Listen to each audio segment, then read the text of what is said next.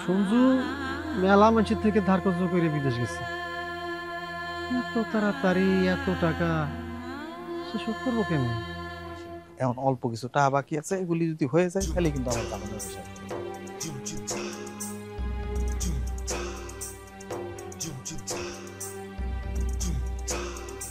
আরে তো দেখা যাচ্ছে না। দেখা যাচ্ছে কি যাচ্ছে না সেটা তো কথা না, তোমার কইছি ডাক দিবা, ডাক দে আছে ঘরের মধ্যে। তুই যাক, আমি যাচ্ছি। এত ভয় পালে কি চলে? তোমার কইছি খালি তো ডাক দিবা, কথা যা কথা কর তো আমি কব নাকি? তোমার তো কিছু ক্ষতি করি না, আমি কব তুমি একটু ডাক দিবা, জোরে খালি ডাক। আচ্ছা দেখি।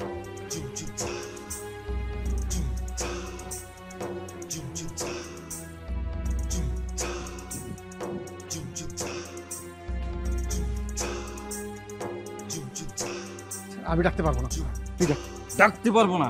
দেখা তো ঠিকই খাতি পারবা, সেটা পারবা না? তোর না করবা?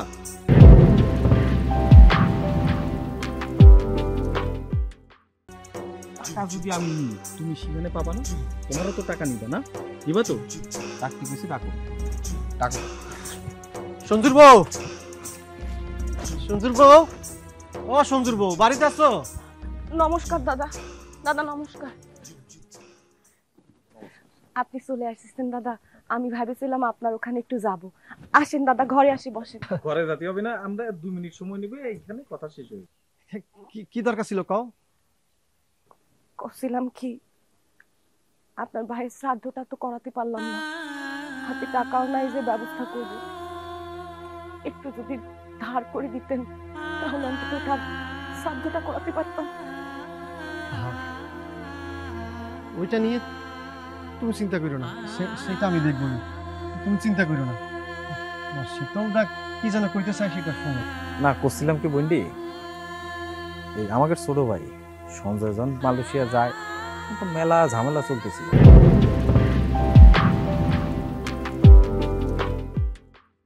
টাকা পয়সা হচ্ছিল না, ধার দেনাও পাওয়া যাচ্ছিল না।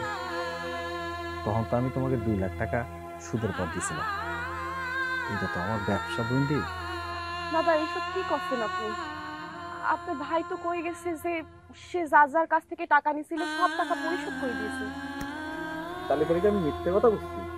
কালিদা কথা তো হচ্ছে না, আমি তোমার। থাম থাম, তুমি হয়তো ভুল শুনিস অঞ্জলি। সঞ্জু মেলা মানুষের থেকে ধার কর্জ করে বিদেশ গেছে।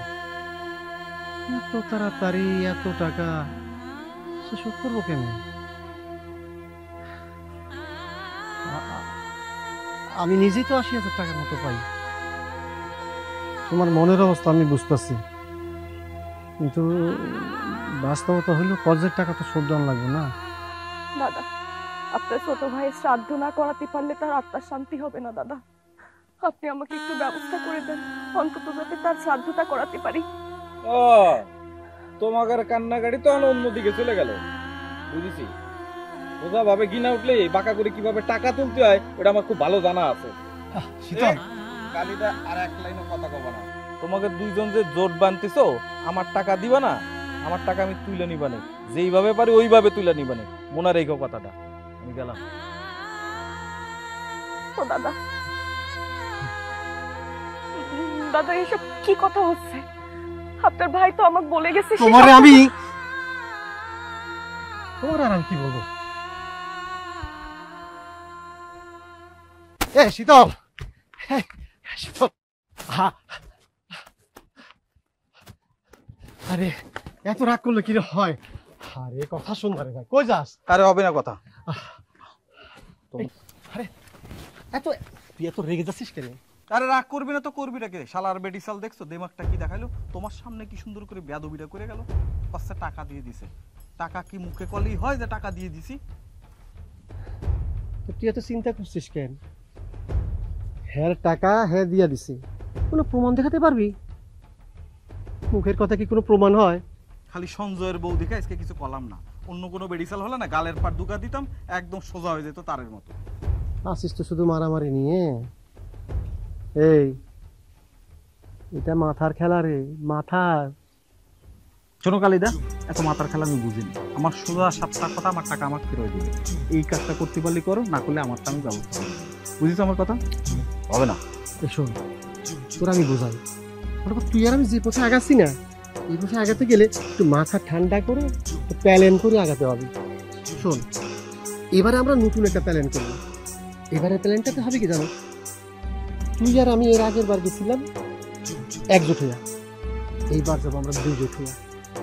তুই শুধু বাড়ির টাকা খুঁজবি, তোর লোনের টাকা খুঁজবি, আমি কিন্তু কিছুক্ষণ তোর পক্ষে কিছুক্ষণ ওর পক্ষে, শেষ পর্যন্ত দাঁড়ায় কিন্তু আমি অঞ্জলির পক্ষে দাঁড়ায় যাবো। দুজন দুই পক্ষ হব, পরে আমি একটা আন্ডারস্ট্যান্ডিং করাই দেবো, যেখানে হয়ে যাবে কি জানো। ওরে কালিদা, তুমি তো সেই মান, হ্যাঁ? তোমার মাথায় দিয়ে খালি বুদ্ধি কিলবিল কিলবিল করতেছে। তুমি রাতে ঘুমাও কি করে?